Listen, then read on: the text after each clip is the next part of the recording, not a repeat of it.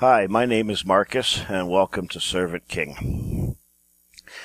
This confusion program is called God, Confusion of God. Now, this will be a shorter program because we really don't know much about God, unless, of course, we make up stuff, which a lot of people seem to do.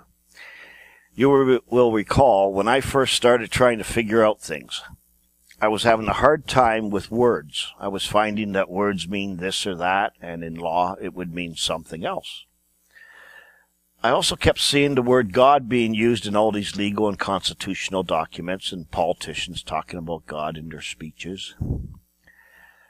I see that politicians are making oaths that end with, "So help me God." People in court say, "I will tell the truth, so help me God." Our Queen claims to rule over us by the grace of God. And I'm thinking, what does God have to do with the law? Law is made in the legislature or Congress, the House of Commons or the House of Representatives. Laws are an act of Parliament or an act of Congress. I know for certain that God doesn't live there. That's the people's house. That's not God's house. Everybody knows God lives in church. I was born into a Roman Catholic family, and I know exactly where he lives. He lives in the tabernacle. Yeah, tabernacle. The priest told me he lives in there. He showed it to me. It's about this big. There's a door on the front. There's a key. And I never got the key, so I never got to open it, so I don't know what God looks like, but he's in there. So he can't be very big. As I was having a look at the law, here are the places I found God in the law. Yes, I found God.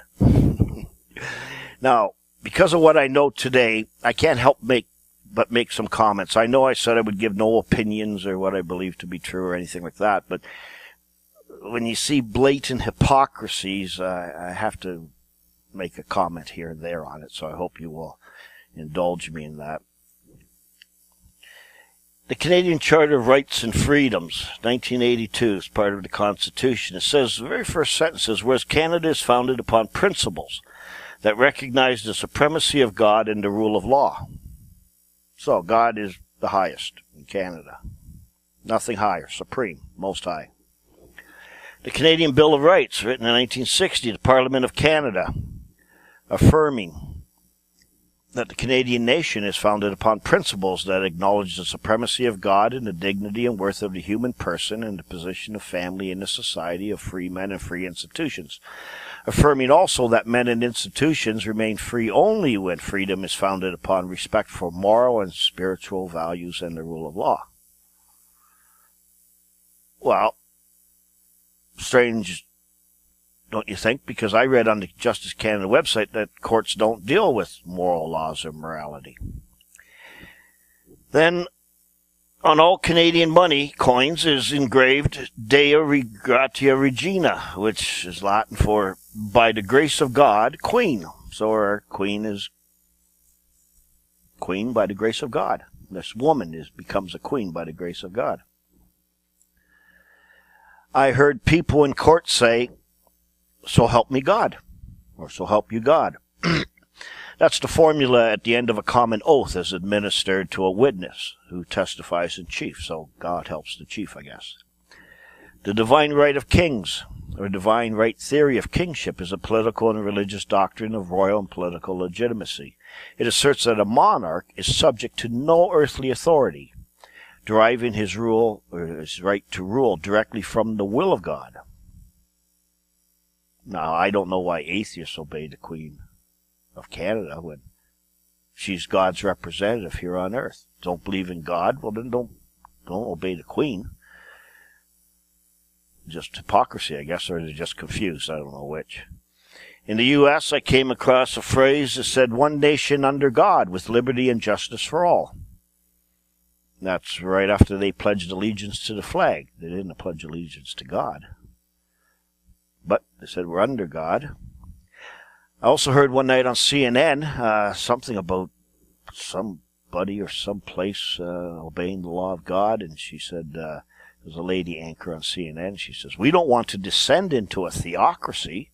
This means we don't want to go down to where God is, or even get underneath him. descend to a theocracy. I thought, that's strange. In the U.S., I saw "In God We Trust" on paper money and engraved on numerous government buildings, on the wall in many courtrooms. "In God We Trust." Strange to put "In God We Trust" on money when God says the love of money is the root of all evil. And if in God we trust, that would make us a trustee of God. Of God. When was the last time the IRS agent said, "God sent me and I'm here to examine or audit the trust"? So it can't be that God.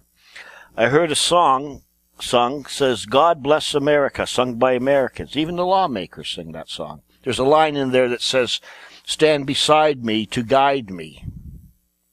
Well, that's not under God. That's your buddy standing beside you. So I guess you're even with God. I heard an army motto that said, "God, country, duty." God, country, duty. I saw in the U.S. Declaration of Independence that man was created by a creator.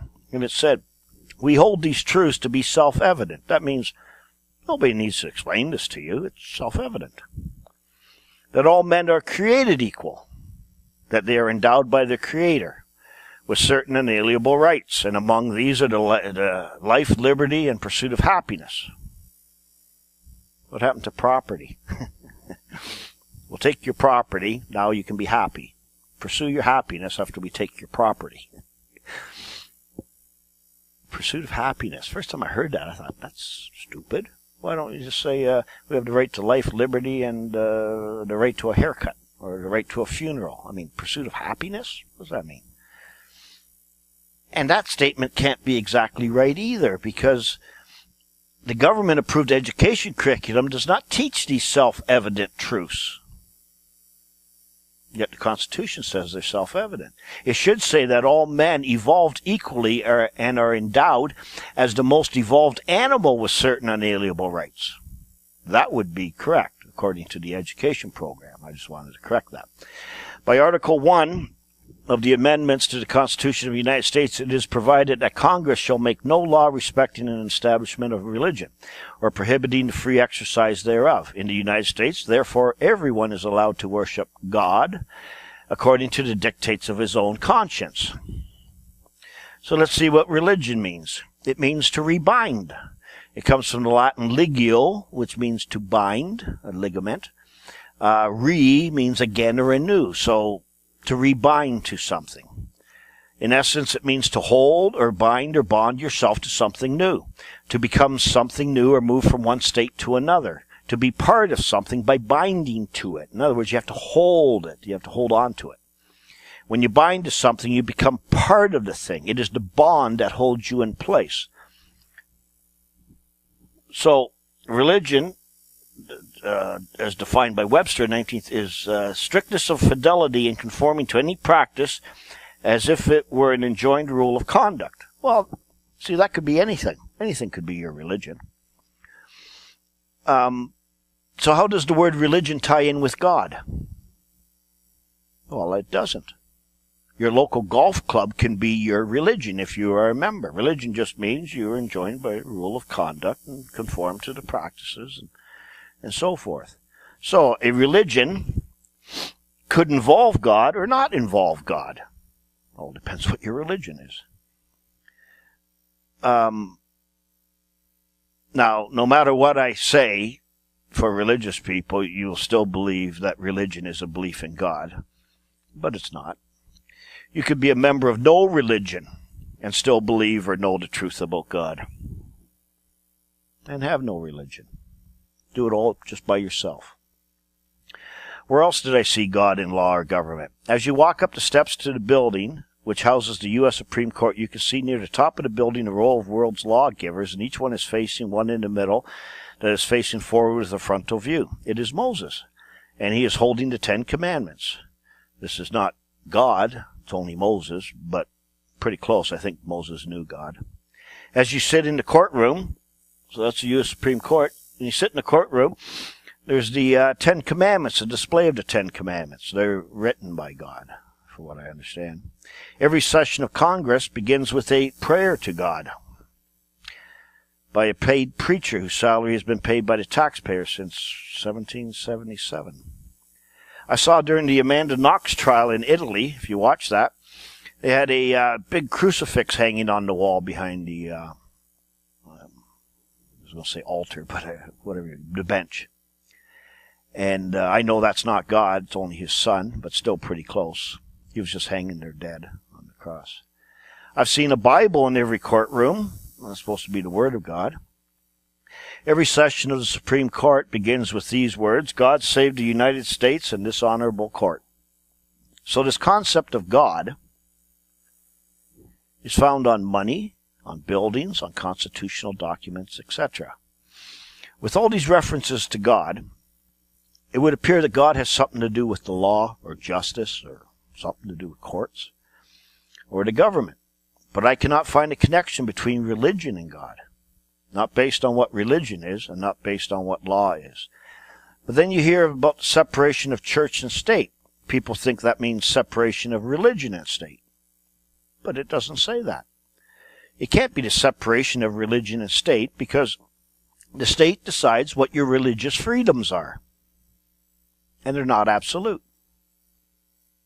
So they couldn't be from God because God is the highest and it's absolute. And because the Supreme Court said that the official religion of the U.S. and Canada is secular humanism. It means worldly humans. If the USA or Canada got rid of their religion, what would they practice in court? Because this is the religion. Remember what religion is? Strict conformity to the rules of conduct, which is law. This is what they practice in court. So what does the law say about God or define God as? From various law books, I got this. God, from the Saxon God, the source of all good, the supreme being. Every man is presumed to believe in God. He who opposes a witness on the grounds of his unbelief is bound to prove it. So the law says you do not have to prove God exists, but he who opposes the existence must prove it. This is the law. So don't confuse law with other things, religion and what you would call science and or whatever. This is the law. Okay? Blasphemy against the Almighty by denying his being or providence was an offense punishable at common law by fine and imprisonment or other infamous corporal punishment. Now, the common law is an unwritten law, so that law is still in force and effect now. It's common law. God, according to the best efforts of linguists and researchers, the root of the present word God is the Sanskrit word hu, which means to call upon, invoke, implore. Sort of like when you say, oh my God, you're invoking God. So God is the invoked one. Sight is an authority or resort to. God, the supernatural being. These are definitions I found. Good ones. The supernatural being conceived as the perfect and omnipotent and omniscient originator and ruler of the universe. The object of worship. Worship means to obey, to show great reverence for, love. So God, the supreme being, the eternal and infinite spirit, the creator and the sovereign of the universe. God is a spirit, and they that worship him must worship him in spirit and in truth. So the book of John. God, any supernatural being worshipped as controlling some part of the world or some aspect of life, or who is the personification of a force. Don't know if I agree with all that, but there it is. So based on all the above, I'm getting a clearer concept of God. What is God? Well, it's a supreme being. That's it. That's it, God. Nothing higher. Supreme being. But to be a God, you must be a creator, a lawmaker, a judge, a sovereign. So in other words, a God must create something, make some rules for the things he created, and use those rules to govern the things he created. That is basically what God is. So if you're ever interviewing for a God, so that you can make God be who you want God to be, make sure he has on his resume these things, and maybe even have him create something while he's at the interview. So with all this in mind now, what can we say God is? We use many words for supreme beings. It all depends on what we are referring to as its supreme being. A supreme being can be a master, a king, a chief, president, emperor, monarch, father, chairman, mayor, premier, judge, creator, lord, maker, head, crown, God. They're all supreme beings of something. We call the mayor of a city, your worship. Nobody higher in the city, supreme being. We call justices of peace, your worship. We call judges, your honor, or my lord. We call the man who wrote our Constitution our founding father. And on it goes. These are all supreme beings of something. I also learned that law comes from a sovereign, a God power. That would now make sense. So what is a sovereign? Again, from the law books, a sovereign is a supreme lord or ruler, one who possesses the highest authority without control. That's a sovereign. A chief ruler with supreme power, one possessing sovereignty. In the United States, the sovereignty resides in the body of the people. In Canada, sovereignty resides in the Queen. Sources of the law. By this expression, it is understood the authority from which the law derives its force. So in the U.S. and Canada, the power of making all laws is in the people, or their representatives, and none can have any force whatever which is derived from any other source. So there's no other source of law in those countries, or any country, I guess. So God's not in the country. He's either above it, below it, but he's not in it. He's been replaced, that's for certain. Okay, now it's becoming clear. Now I understand the separation of church and state. The God of the U.S. and the God of Canada stated in documents cannot be the God religious people think of as God. It's not possible. Under religious freedom rights, man decides if you can obey the law of God. What? You decide if someone else can obey the law of God. Well, that puts you higher than God, doesn't it? So, wow, that doesn't only make you a God, but it puts you higher than God. What a revelation. So what's my conclusion? Well, it's the only simple conclusion. So in our legal system, God can only be man himself acting as God. There is nobody here on earth but us people. That's it. Now, let's see if anybody agrees with me that studies law, who studies God and law. Well, I found someone. The Godless Constitution was written by two professors of government and history at Cornell University. Isaac Kramnik and R. Lawrence Moore have spent their careers studying religion and American life. Some quotes from their book. They didn't just spend a semester on this to get their doctorate degrees. No, they spent their whole careers on this. So these guys obviously know something. It says the preamble of the Constitution. See if I can go here. The preamble of the Constitution invokes the people of the United States. It does not invoke any sort of God. The Constitution forbids any religious test to hold office. A godless person is just as eligible as a godly one. Well, I'm not sure if these guys understand the difference between religion and God, but the original model of the United States was secular. E pluribus unum.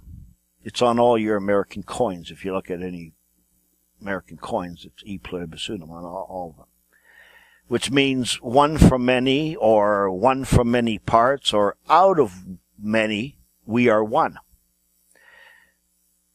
Of course, my little bit of religious training, younger days, I learned the opposite. It was out of one, we are many. So everything's just backwards, upside down, exactly opposite. These guys also had this letter, and this was interesting. It was written by John Adams to Thomas Jefferson. I think that's from the Adams family. I don't know. I heard he's one of the founding fathers. And what did he write? I don't know if you can read that or not, but I'll read it for you. It says, the United States of America have exhibited perhaps the first example of governments erected on the simple principles of nature. And if men are now sufficiently enlightened to disabuse themselves of artifice, imposture, hypocrisy, and superstition, they will consider this event as an era in their history. Although the detail of the formation of the American governments is at present little known or regarded in Europe or in America, it may hereafter become an object of curiosity.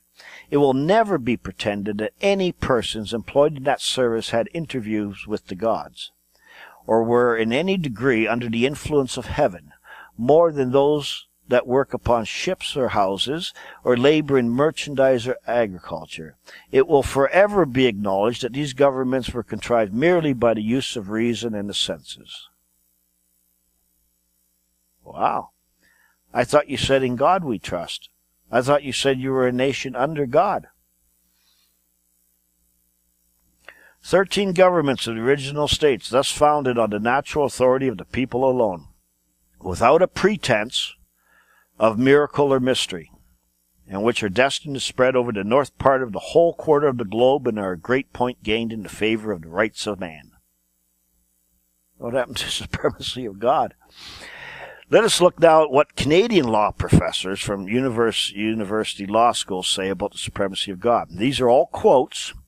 There were so many of them in these articles I couldn't put them all here. I'd be here for a long time.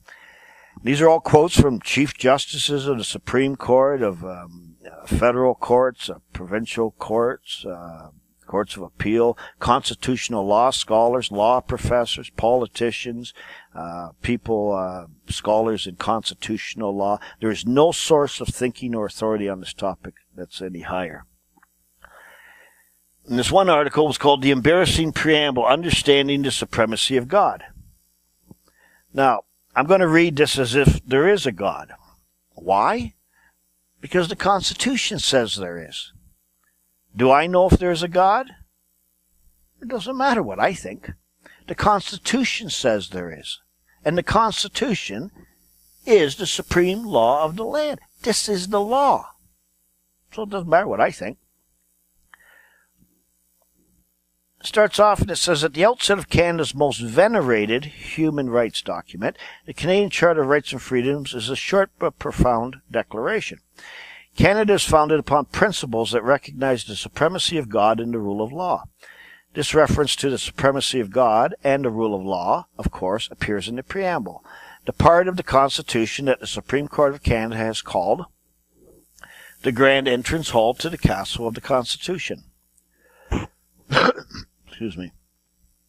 Wherein the political theory which the Act embodies is found. Accordingly, the rule of law has played a rather remarkable role in the jurisprudence of the courts, most noticeably the Supreme Court. It has been called a fundamental postulate of our constitutional structure, a notion that comprises indispensable elements of civilized life and a principle with profound constitutional and political significance. In stark contrast, the supremacy of God has suffered a much different fate. As recently noted by Professor Lawrence Sawson, the reference to the supremacy of God in the preamble, hereinafter referred to as the Supremacy of God Clause, has been almost entirely ignored by the Supreme Court of Canada. Further, the few times it has received attention from the courts and academics, it has been consistently marginalized. For Professor Peter Hogg, he's a constitutional law expert, the Supremacy of God Clause provides little assistance in understanding the Constitution. For Professor Dale Gibson, its value is to be seriously doubted. And to others, it is a contradiction, a dead letter stemming from inglorious origins. And to Justice Bertha Wilson, the clause is possibly in conflict with values of a free and democratic society. So, saying that God is supreme is embarrassing, marginalized, should be ignored, is in conflict with the rule of law. Peter W. Hogg said, it's difficult to see what aid can be derived from it. No aid to us. David M. Brown says God and democracy stand opposed to each other. He's saying God opposes democracy. Democracy opposes God. They're opposites. It goes on to say, because they were embarrassed about the implications of its proper interpretation, talking about the Supremacy of God Clause. If somebody actually took the proper interpretation of this, the implications would be embarrassing. It goes on. An embarrassment to be ignored. Ought to be removed. The Supremacy of God clause has received a silent treatment both from academics and the courts, in particular the Supreme Court of Canada. The Supremacy of God clause has been moved to the sidelines of constitutional adjudication, especially holding that it was of no legal import as either an independent source of law or an interpretive aid. No use. Not even as a guidance thing. Law of God, forget it. Nothing to do with anything. This goes on to say that it conflicted with the values of a free and democratic society. We can't do what we want and be free if we have to obey someone's law. We want to do our own law. It goes on to say Peter Hogg and Dale Gibson, who already noted, have questioned the value of the Supremacy of God clause, and you have a recipe for irrelevance.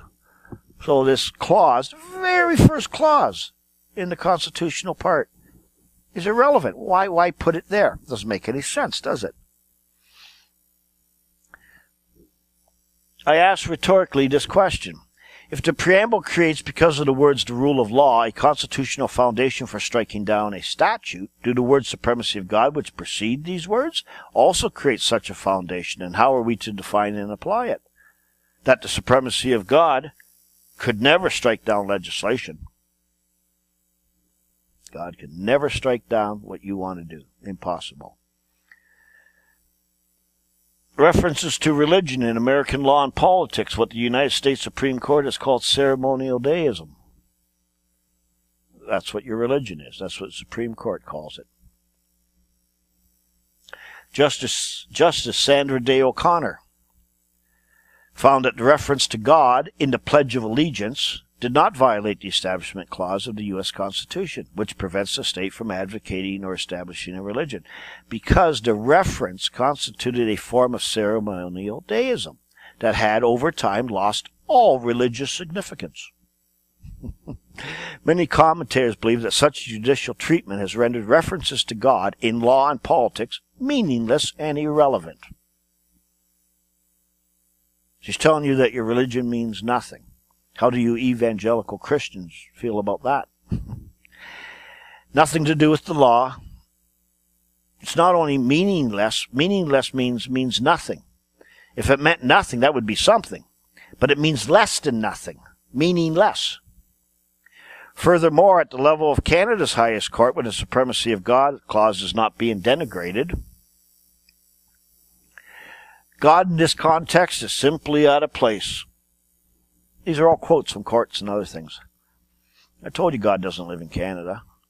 Thus, in the courts, scholarly halls, and the news media, the prevailing opinion is that the Supremacy of God clause is of trifling importance. God couldn't even make it into a trivial pursuit. The court invoked the foundational constitutional principle of the rule of law to prevent the chaos that would result if all the laws were immediately ruled invalid. If the preamble to Canada's constitutional text has such a remarkable significance when the rule of law is at issue, at least some significance cannot, without further justification, be denied when the supremacy of God is being construed. Justice Addy stated that the common law has always recognized the supremacy of God. What exactly did Justice Addy mean by this? To what history was he referring? Surely there is some story underlying the Supremacy of God clause that remains untold. That's right. I think I might tell it. Chief Justice Lamer wrote, in other words, the constitutional preamble, including the reference to the supremacy of God, is not a source of positive law. Rather, it elucidates other sources of constitutional provisions and rights. What could these other sources of constitutional law be? This is the scholars writing this. The most important rights held by individuals are not derived from Parliament or any other lawmaking branch of the state, but rather from higher or supreme sources. This terrible story tells us that there must be some higher law, some set of rights that no government, no human authority can take away. So, if there is a higher law, it's a terrible story. that a proper understanding of the supremacy of God clause is no more denominational or even religious than modern human rights doctrine. There, now you got Canada's Supreme Court saying the same. What they're telling you is that your religion has nothing to do with God. Why? Because your religion is a person. Your religion is a creature of the state. It's not a creation of God. You believe it is, but not as a matter of law. Only a matter of belief. Nothing to do with the law. Sorry.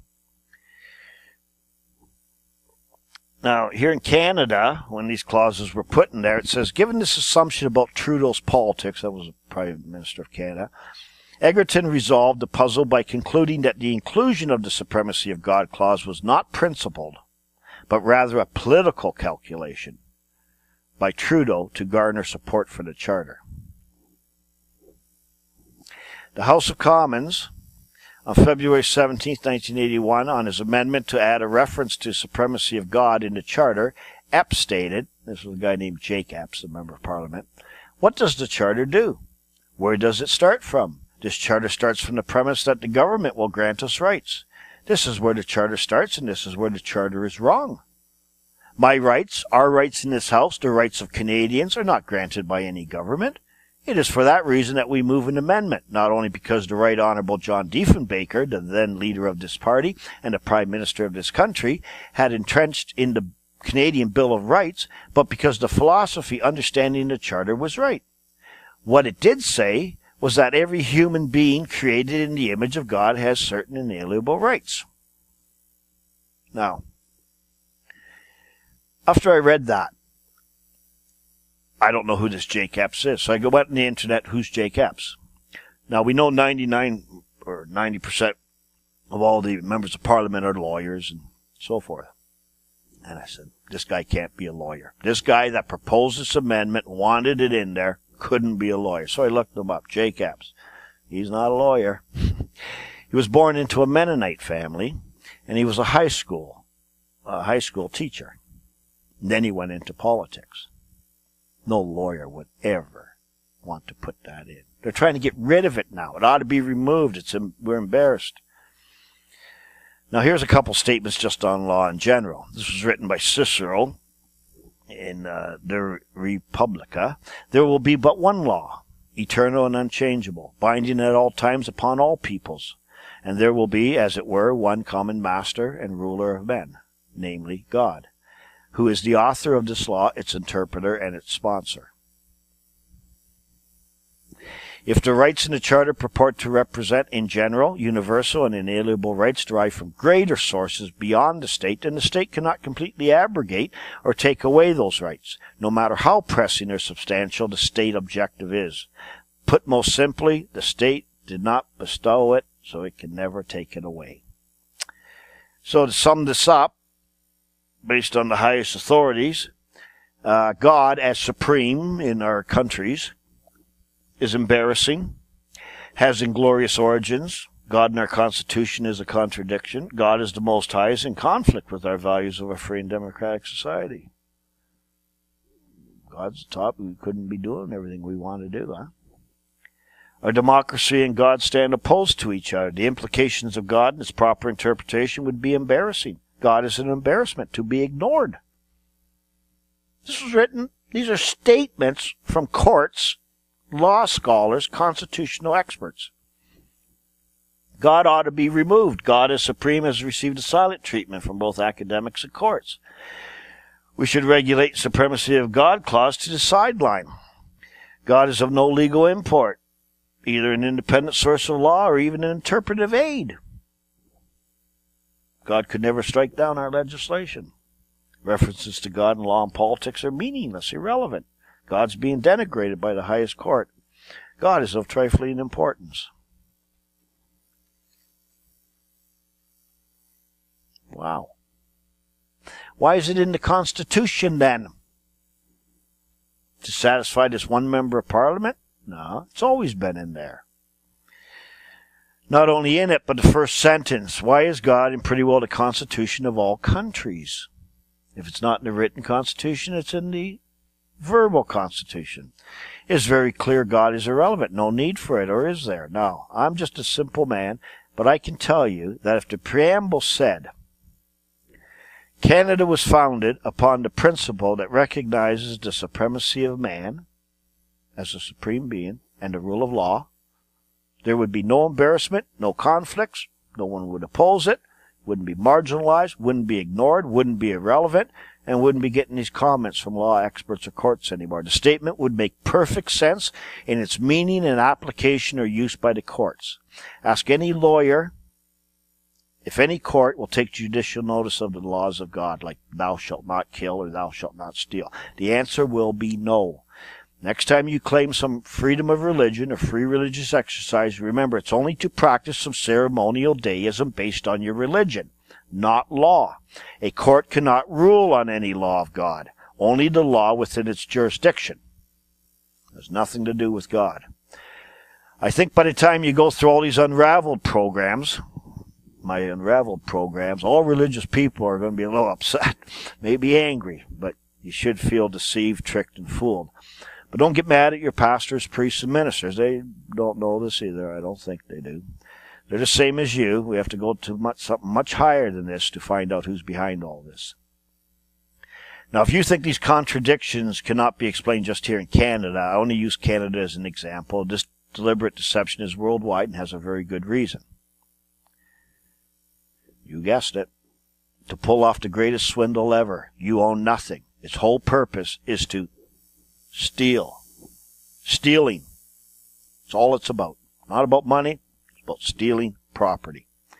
And some of you will still not believe it, but who cares what you believe? Only the ones who care what you believe are those that want to deceive you and take advantage of you.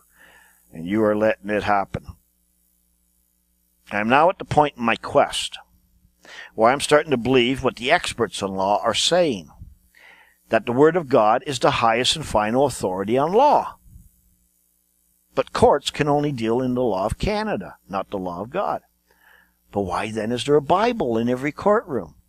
Nobody uses that law. Nobody opens it up to quote it as an authority. They have their own books of authority, this act, that act, and so forth. But they swear on it. They swear on the Bible. So I did some more research. Always best to go back in history to the source of things, to find things. I find out, I was raised Catholic, I find out that Catholics killed millions of people if they had the Bible or tried to read it. Yeah, millions, called the Inquisition. Not only kill them, but kill them in the cruelest way possible. Why would anyone kill someone over a book? So, using my brain again, I'm thinking, what's the big deal? It's just a book. God is supposed to be good and holy and loves us. Makes you wonder. Then I learned the Roman Catholic Church declared it a sin, which means breaking the law, as late as 1962 to read the Bible. Wow. Then I had to look at the Queen of Canada and her coronation. I got every word that was said during her coronation. God is invoked all through it. Well, it must be because she claims she has a right from God. Maybe he sent her a note or something, or an apparition, I don't know. At the end, she is given the Bible, which is just called the book, and is told, this is the most valuable thing this world affords. Well, wow, again. She has one-third of the whole world. She has control of one-third of the whole world, or a quarter, whatever she has now. And this book she was given is the most valuable thing this world affords. More than all the big yachts and countries and skyscrapers and gold mines and whatever. This is the most valuable thing the world affords. She was given it. So, using my brain again, I got me the book. They're all over the place now, but nobody ever reads it. Again, I wonder why. I read what is called the Ten Commandments. A lot of people have heard of that. Now, being a Roman Catholic, I sort of knew them, not really. But there was one I'd never heard of, and it was number 2 in the top 10 list. So I go on the internet and I look up the Catholic 10 Commandments. Sure enough, number 2's not there. It's in the book, but it's not in the Catholic 10 Commandments. So instead what they did was they deleted the second commandment. They took the 10th commandment, divided it into 2 to make it 9 and 10. So, hey, look, we have 10 commandments still. But number 2 was gone. So, using my brain again, could this be a typing error? Or why was it deleted? I mean, 1/3 of the world is Catholic or something. So putting this all together, I have millions of people being killed in the worst way possible, being told for centuries it's a sin to read it. It is the most valuable thing that the Queen has. And the second commandment is deleted on purpose. So, this second commandment must be really important. Maybe I should find out what it's all about. Remember, I'm on a quest. I'm not sure where I'm headed. All I do is I take what is true and put it in one column, and what is believed or opinion and put it in another column. I stop listening to everyone and start thinking for myself. This is the point where the real blessing in disguise began for me. Do you remember, in the introduction video, I told you that much has been done so that you will not find the answer. And I said that if you do find it, much has been done to be sure you will reject it. Well, we're at that point. Remember when I said, what does God have to do with the law? I'm over 50 years old, and I never read it. I only knew one guy who'd read it, and he was a peculiar man. So first, someone wanted to be sure you do not know what is in this book. They used to kill you for that. Then it's translated into Latin, and the priests will tell you what is in it. Then the book finally gets printed and distributed.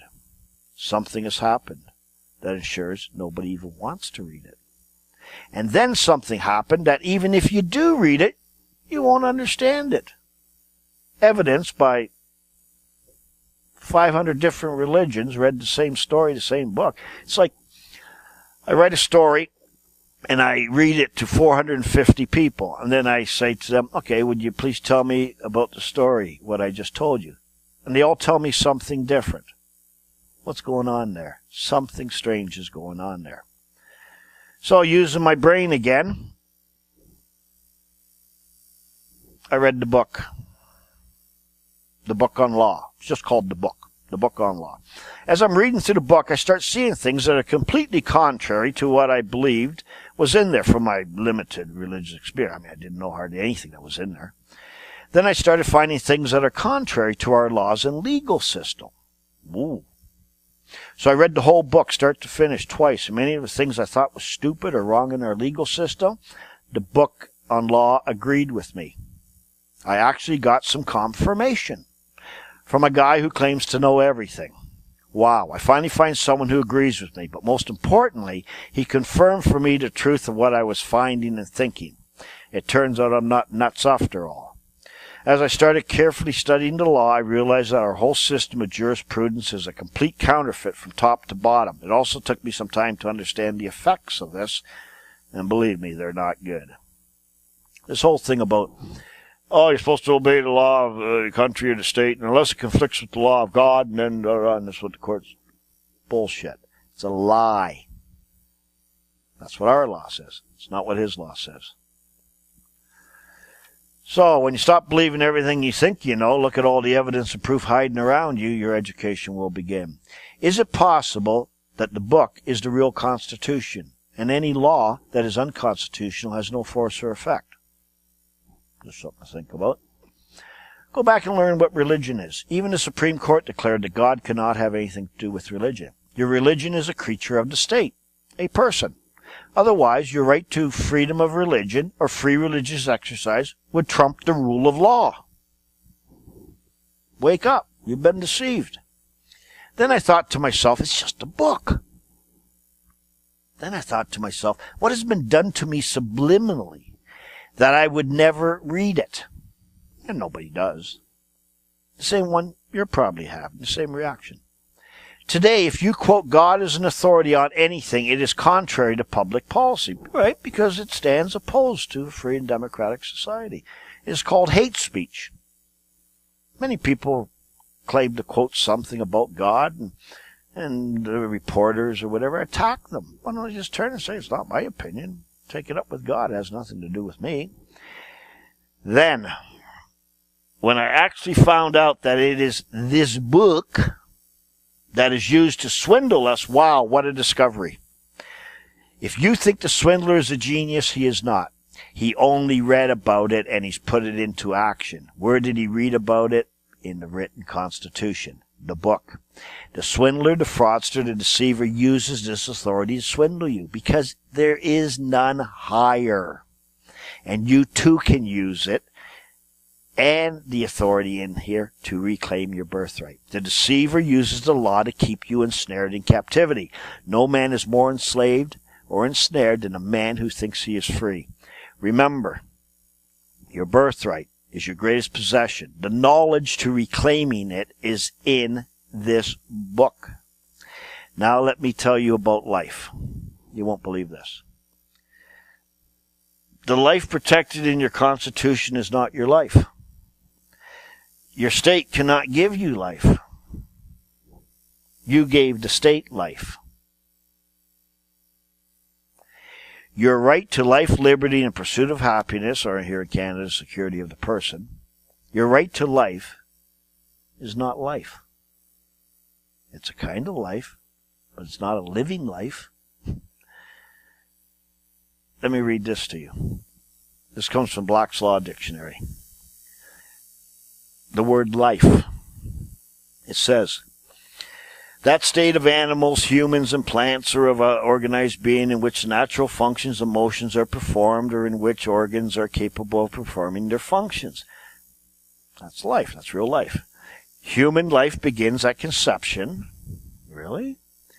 But the stage of pregnancy of a woman determines the conditions under which she may be entitled to an abortion free of state interference. Roe versus Wade and all the other things. Then it says life, in quotations.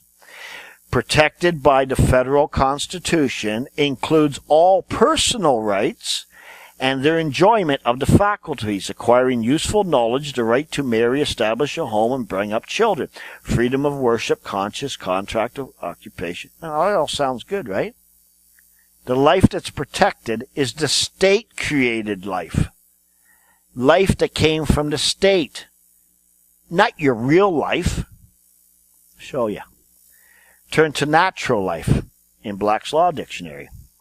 Natural life, the period of a person's existence, considered as continuing until terminated by physical dissolution or death occurring in the course of nature. That's life. That life is used in contradistinction to that juristic and artificial conception of life as an aggregate of legal rights or the possession of a legal personality, which could be terminated by civil death. That is the extinction of personality which resulted from being attainted of treason or felony. This is the life your Constitution protects. You are giving your life to something that's not life. It is a juristic and artificial conception of life as an aggregate of legal rights or the possession of a legal personality. That's the only life your state, your country can guarantee you the right to life. The right to life, period. Not your real life. So, you people opposed to abortions, hope you heard that carefully. People on death row should listen to this also. But it's your conviction. What are you going to do about it? The conception of life that you anti-abortionists are trying to protect is not the conception of life your Supreme Court is ruling on. It's not possible. It's not within their jurisdiction. You have been deceived. You are confused. Your whole legal system is a forgery and counterfeit from top to bottom. Your being, your voice, your face, your life, your money, everything, counterfeit top to bottom. It's all fraud. But you're the fraudster. You've been deceived into committing the fraud. Nobody forced it on you. You're deceived basically by the masters of confusion. They run our societies. Remember, there's a subtlety to all this. It's hard to grasp. Now, I'm going to end the confusion videos with these statements. Just a couple statements here. You live in the constitution of all that there is. This is the constitution of all that there is. This book is not the Constitution. No. What you live in is the Constitution. This book is merely the written constitution of all that there is. There is no more creation. That's it. It's finished. Of all that there is. Man is a constituent member of the Constitution. Not by choice or by free will, but by conception of life. There is nothing you can do about it. You are a constituent member. Except be deceived. That's what you can do about it. Excuse me. You have no hope of understanding the Constitution until you can grasp the conception of life and death. Life is a mystery. Even I can't explain it. But the conception of life and death is something that is within your grasp. Life can never die. It is impossible. Why? Because it exists. Life is life. Life can only leave or depart from a thing that holds life. Then the thing is dead. The thing has no life. The Constitution that you believe you are a member of has no life. It is dead. The constituent members are persons, and the human person is as airy as the fairy ones. That's a very old statement. It is just make-believe and a conception you hold. It is your thinking, your speaking, and your acting that appears to give life to the dead, and you do not even know you are doing it. That is the end of the confusion programs. I hope you will join me in the unraveling programs. It could change your life. Till then, my name is Marcus.